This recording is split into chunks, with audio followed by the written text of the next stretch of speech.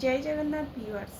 Today I am here to tell you something about my Lord Jagannath. Jagannath का ऐसा स्वरूप क्यों हुआ, मतलब इसके पीछे भी एक कहानी है। वो कहानी आज मैं आपको बताने वाली हूँ। तो मध्य भारत में एक राज्य था जिसका नाम था अवंती। अवंती राज्य में एक राजा थे, उनका नाम था इंद्रदुम्न। इंद्रदुम्न राजा बहुत ही परम भक्त थे विष्णु भगवान की, और वो चाहते थे कि उनका प्रतिमा वो पूजा कर पाए। लेकिन उनके मन में शंका था कि वो प्रतिमा लाए कहाँ से, वो मतलब किससे बनवाए। तो उसी टाइम में शायद ये भगवान का मतलब एक प्रयत्न था। तो एक ऋषि उनके राज्य में आए और राजा को मिलके उनको बोले कि नीलमाधव के रूप में इसी राज्य में विष्णु भगवान पूजा पाते हैं, लेकिन वो कहाँ पूजा पाते हैं ये आपको ढूंढना पड़ेगा। तो राजा के मन में उत्कंठा जागा कि इसी राज्य में वो भगवान है और मैं उनको पता नहीं कर सकता हूँ अभी। तो वो क्या किए, उनके सैनिक सारे को वो दूसरे दिशाओं में प्रेरित कर लिए। तो जब सैनिक लोग गए तो उनके मध्य एक युवा मतलब सैनिक था, उसका नाम था विद्यापति। तो विद्यापति एक जाके जंगल में पहुँचे। वो जंगल में देखे कि कुछ लड़कियां फूल तोड़ रहे थे।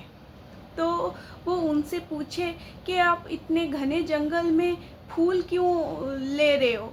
तो वो बोले कि उनके बीच एक लड़की थी, वो आगे आकर बोली कि मेरे पिता का नाम विश्वावसु है और मैं उसकी एकलौती कन्या हूँ जिसका नाम है ललिता। तो मैं हर रोज़ मेरे पापा जाते हैं एक भगवान को पूजा करने के लिए, और मैं उनके लिए ये फूल और फल तोड़ के रोज़ लेके जाती हूँ। तो ये जो थे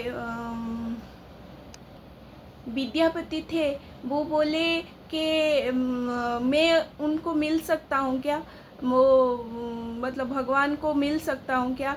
लेकिन वो ललिता बोले कि मेरे पापा मुझे भी साथ नहीं ले जाते हैं, वो कहीं पे मतलब गुफा में वो नीलमाधव भगवान को रखे हैं और खुद जाके उनका पूजा करते हैं। तो ये विद्यापति को लगा ये ललिता के माध्यम से ही मैं भगवान तक पहुंच सकता हूं। तो उनके साथ वो प्रेम का प्रपंच रचे और उनके साथ शादी कर लिए।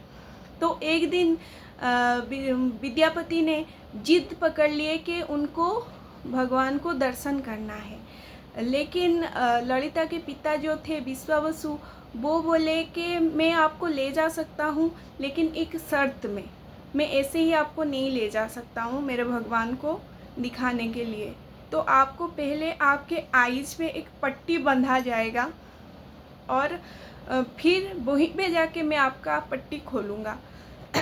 तब तक आप मतलब मेरे साथ ही जाओगे ओनली। तो फिर ये बहुत चतुर थे विद्यापति, उनका तो मकसद था कि वो भगवान को मतलब संधान कर सके। तो अब वो अपने साथ कुछ सरसों के दाना वो अपने साथ ले गए थे। तो जैसे जैसे वो जाते गए, वो सरसों का दाना हाथ में वो मतलब लेते लेते गए। तो कुछ मतलब जाके वो उस गुफा तक पहुंच गए और वो नीलमाधव को देख के बहुत प्रसन्न हो गए। और इतना दिव्य स्वरूप था उनका जे कोई भी मतलब मोहित हो जाए। तो उसके बाद से उनका तो दर्शन हो गया नीलमाधव से। तो फिर ये संवाद जाके वो उनके राजा इंद्रदुम्न को दे दिए। तो उसके बाद इंद्रदुम्न ने विद्यापति को साथ लेके वो गुफा तक आए, लेकिन नीलमाधव वहाँ पे नहीं थे, वो अंतर्ध्यान हो गए थे।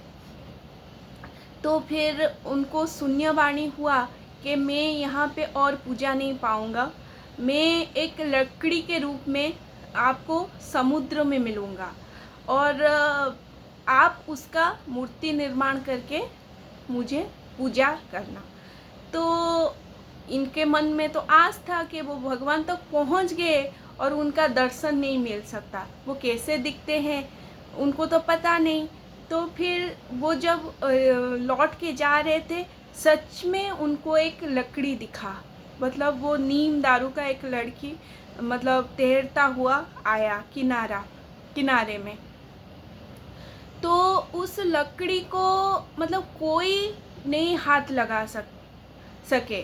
तो वो राजा बहुत मतलब द्वंद्व में पड़ गए कि इतना ये लकड़ी है और कोई इसको नहीं ला पा रहे। तो उनको उस टाइम शून्यवाणी हुआ कि जो विश्वावसु थे, जो मेरा परम भक्त थे, जो नीलमाधव के रूप में मुझे पूजा कर रहे थे, वो ही आएंगे तो ये लकड़ी मतलब राज्य तक आ पाएगा, नहीं तो नहीं आ पाएगा। तो वो राजा इंद्रद्युम्न विश्वावसु को बुलाए और उनका द्वारा वो लकड़ी को लाया गया राज्य तक। तो उसको बनवाए कैसे, ये तो लकड़ी का मतलब है, तो उनका प्रतिमा कैसे बनाएंगे। तो कोई भी मतलब कारीगर इसको बना नहीं पाए। तो राजा बड़ा द्वंद्व में पड़ गए। लकड़ी तो आ गया भगवान का, ये तो मतलब आदेश तो पूरा हो गया, लेकिन इसको बनवाए कैसे। तो उसी टाइम स्वयं विश्वकर्मा एक वृद्ध मतलब कारीगर के रूप में राजा के पास आए और बोले कि मैं ये लकड़ी को निर्माण कर सकता हूँ, लेकिन मेरा एक शर्त है, मैं 21 दिन तक ये कार्य करता रहूँगा, ना कुछ खाऊँगा ना कुछ पीऊँगा, और मेरा दरवाज़ा बंद रहेगा जब तक मैं निर्माण कार्य ख़त्म ना कर दूँ। तो राजा ने इस शर्त में राजी हो गए और उनको निर्माण कार्य में नियुक्त कर दिए।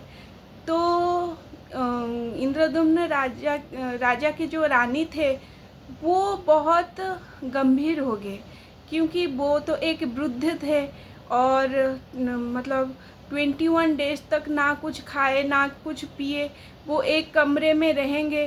तो उनको टेंशन हो गया कि शायद ये मतलब निर्माण कर पाएंगे या नहीं कर पाएंगे।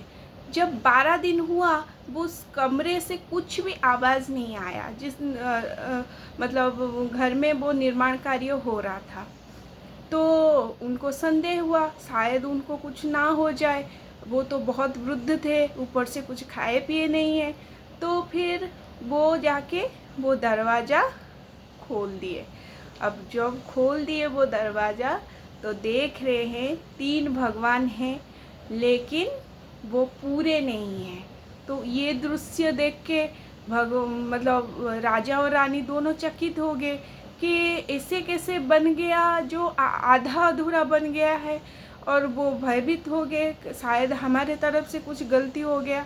तो उसी टाइम भगवान का शून्यवाणी हुआ कि तुम लोग के माध्यम से कुछ गलती नहीं था, ये मेरा ही स्वरूप ऐसा ही रहेगा कलयुग में। मैं ऐसे ही मतलब जगन्नाथ, बलभद्र और सुभद्रा सुदर्शन होके मैं यहीं पे पूजा पाऊंगा। तुम मेरा मंदिर निर्माण करो और इसी रूप में मुझे यहाँ पे पूजा करो।